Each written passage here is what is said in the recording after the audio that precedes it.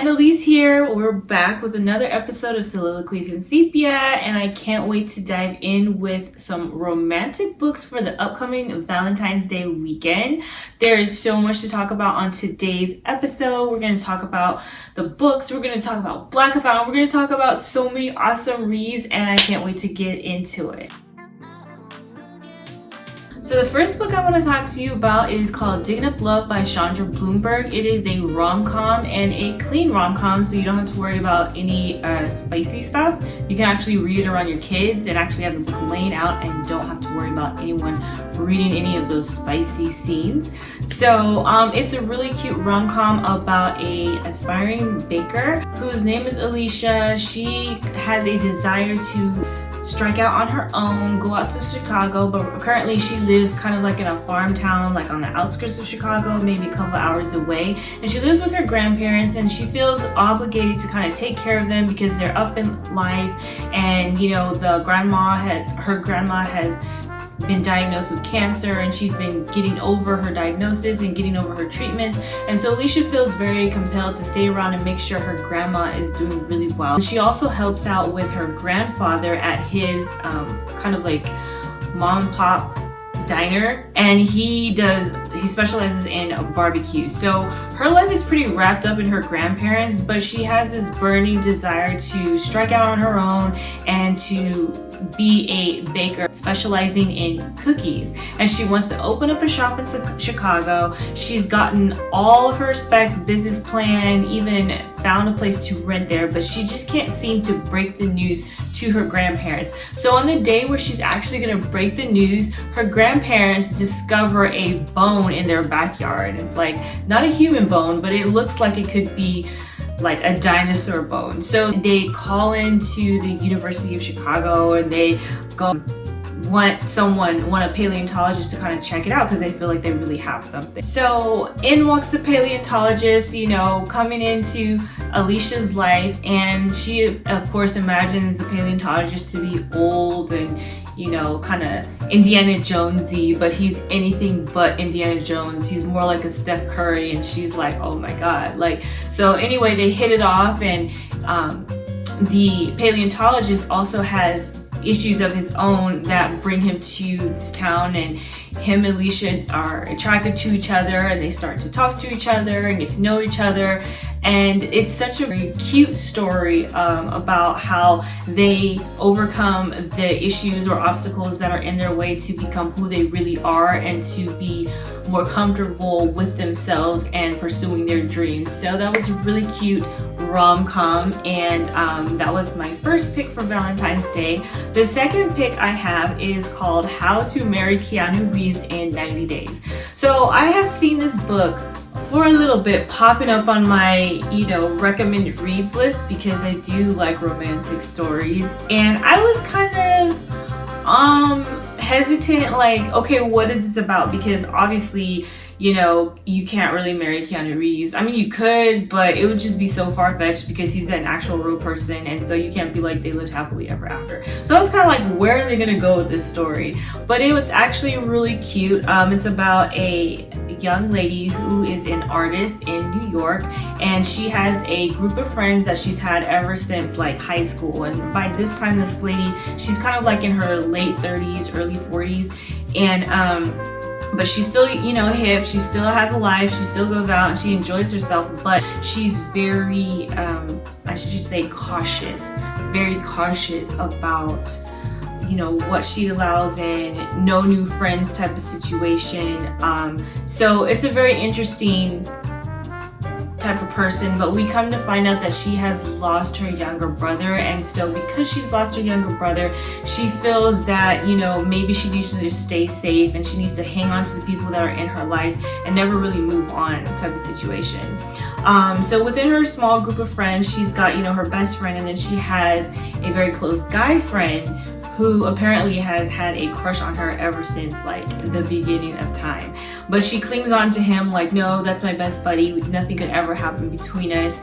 And so one day she sees a tweet that says that, you know, Keanu Reeves is going to get married soon, and she's just like, no, that can't happen, that can't happen. I have to be the one to go and convince him not to get married, and if he is gonna get married, he has to marry me. So she knows this is a ridiculous, you know, foolish quest, but she needs something to kind of distract her from the different stressors in her life. So she goes and she sits there and maps out a plan, and lo and behold, her very close guy friend comes in and he sees her crazy wall map about how to marry Keanu Reeves in 90 days. And so he takes a look at it and he's like, okay, I'm gonna help you. I'm gonna help you find Keanu Reeves. We're gonna track him down. We're gonna convince him that you should marry him. So in this quest to pursue Keanu Reeves, they end up getting closer and closer to each other. So this book is another type of rom. It was really cute and it was fun to read. So I'd highly recommend it if you're looking for something light, something airy.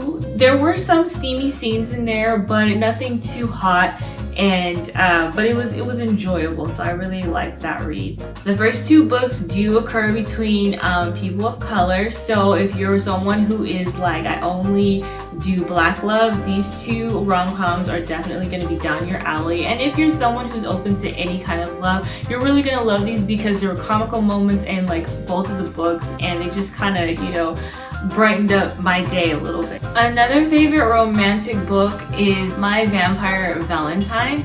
Now this is not a rom-com. I think it falls in the category of maybe like paranormal romance. Paranormal romance. That's a mouthful. But it's really one of my favorite books, and the protagonist is a young black woman who falls in love with a Greek vampire, and it turns out she's also a vampire, but she doesn't really know how she got to become a vampire. She just knows that she doesn't really have any family. She knows she had a father who died in the past, and so, you know, she just really has a very boring Monday life, you know, a very normal job. She works at a museum and she restores artwork at a museum. And so one day she's out and she is feeding, and she's one of those vegetarian vampires, so she doesn't believe in feeding off of people. She believes in, you know, finding animals because she doesn't like to hurt people. So she's out in the forest one day feeding, and she comes across another vampire, and she's like, oh, that's interesting. So this other vampire is just walking around, and he's lost his memory. He can't remember anything that happened to him, and he doesn't have any clothes on. So she's like, you know, you can't walk around like that. You need some help. And so basically he sees her and he's like, you're my soulmate. And she's like, yeah, no.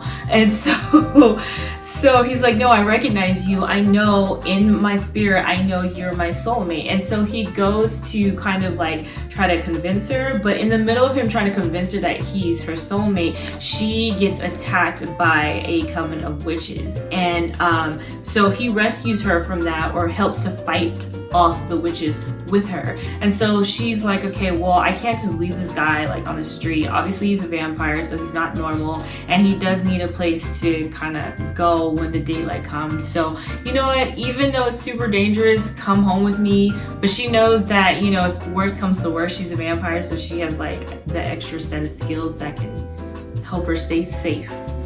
So anyway, he's still trying to convince her. He's like, yeah, I just feel it in my spirit. I know you're my soulmate. I had a picture of you in my head, and when I saw you, I recognized you. I know you're my soulmate. And she's still kind of like, yeah, that's creepy, but you know, you can stay over here until you kind of get your memory back, and we'll figure out who you are and where you belong.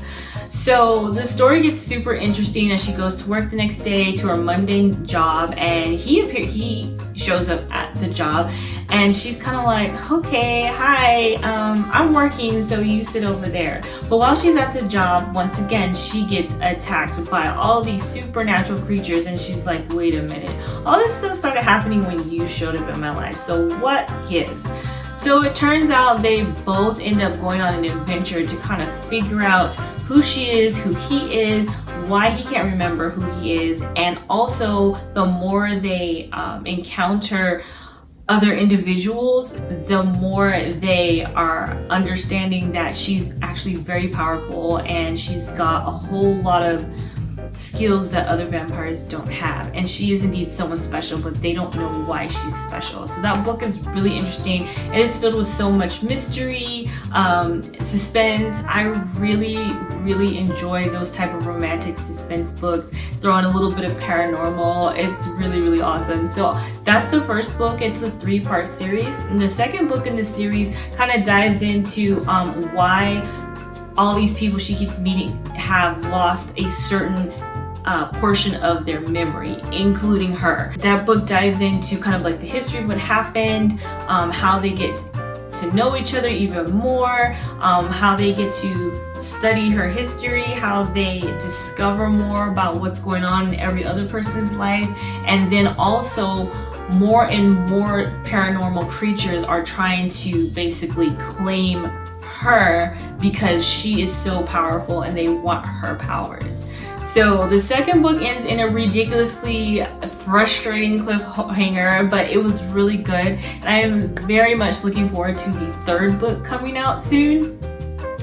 All right, Miss JJ, you gotta come with it. So I finished this book last year about this time, and the third book was supposed to come out this year, but I haven't heard anything. It's been silent. So I am seriously hoping that the author is going to finish this series, because oh my god, the second book ends in kind of like the end of the world type of situation, and so we definitely need to know what's gonna happen. So I really like that. Those are some good reads for Valentine's Day. Okay, so now that we talked about that, I want to talk about Blackathon. What is Blackathon? Oh my god, this is like the first time I've ever heard of it, and I'm so excited about it. So it is hosted by Jessie from Bowties Books, has been hosting this bookathon for several years now. During the month of February, to celebrate Black History Month, there will be different challenges on how to read from Black authors from different genres. She's got different teams, and each team has several prompts. So like, you're gonna find a book with that particular prompt and it will help you. And then at the end of the section, there is a group book that everyone who's reading is going to read that book, and that will be the challenge for February. She's got sci-fi and fantasy, thriller and horror, literature, contemporary, nonfiction, of course, teen romance. So I bet you can guess which team I joined. Teen romance. I love romance, even though I do like to circle the books that I read. So it was actually a bit of a challenge for me to choose which team I wanted to be a part of, because the way I read a book is like, I'll finish like a romance and then I'll say, okay, well, I'm in the mood for fantasy. So then I'll pick up a fantasy and then I'll like binge that whole series. And then after fantasy, I'm like, wow, that was great. What am I going to do? So then I will go and I'll like look for a thriller or, you know, something else. So I'm always switching up what I'm reading, but of course I always love my happily ever afters. There are some books that I have recommended for prompts. Some of these books are old and some of these books are coming out, but they won't be out in February. The first prompt explores the duality of love and hate in a relationship. So I have a book suggestion by Christina C. Jones, which is one of my favorite romance authors, called Pulling Doubles. It's by Christina C. Jones. It is about a relationship between a nurse and a doctor, and it does explore the love-hate relationship that they've had when they first meet. It's a really cute story of how they get together and how they actually end up having a great relationship. Okay, so my current read is Love's Encroachment by Love Belvin, and this book is part of a series that is written by both Love Belvin and Christina C. Jones. So, I mean, surprise, surprise, those are my favorite two authors. I fall back to them all the time. So basically this series has to do with football. It's a football series. The Connecticut Kings are the football team that the stories revolve around, and the different stories surround the different players and team members and different aspects of the team, like some of the owners, the managers, the coaches, etc. So this book came out last year, probably fall, and then Christina C. Jones finished up the series, at least thus far, with book number 8. So right now I'm on book number 7. So that is my current read right now. It is a story, kind of like a second chance at love story, where two individuals were involved with each other and then they had a child, but the child was never disclosed to the father, and the young lady never ever told her love interest that, you know, she had a child. She just kind of disappeared off the face of the earth. And then when the child is grown, 21 years of age, she says, okay, this is your father, you guys should meet. And so we're at an interesting point there. There's kind of some tension, there's some resentment, there's some long lost feelings, and just a lot of turmoil, emotional turmoil within that group. But one thing about Love Belvin, her stories are not rom-coms. So if you're looking for something light and fluffy, her stories are never light and fluffy. They're always deep. Her characters are very flawed, but they end up, you know, usually having a happy ending. So those are great. I'm looking forward to finishing up that series. The Sweetest Remedy is a book that is the group is reading for those who are interested in the romance category. So that is something that I just bought the other day. I'm really excited because I was able to find a whole lot of books online, but I don't see myself only reading romance this month. I definitely want to dive into more fantasy. I want to dive into a thriller. So we'll kind of talk about those things as I get to them, and I can't wait to share them with you. So anyway, hopefully you found something awesome, and if you like the content on this channel, please like and subscribe, hit the like button, also hit the notification bell so that way you don't miss any videos. And if you need any more awesome book suggestions, this is the place to be. Thank you so much for watching. Have a great day.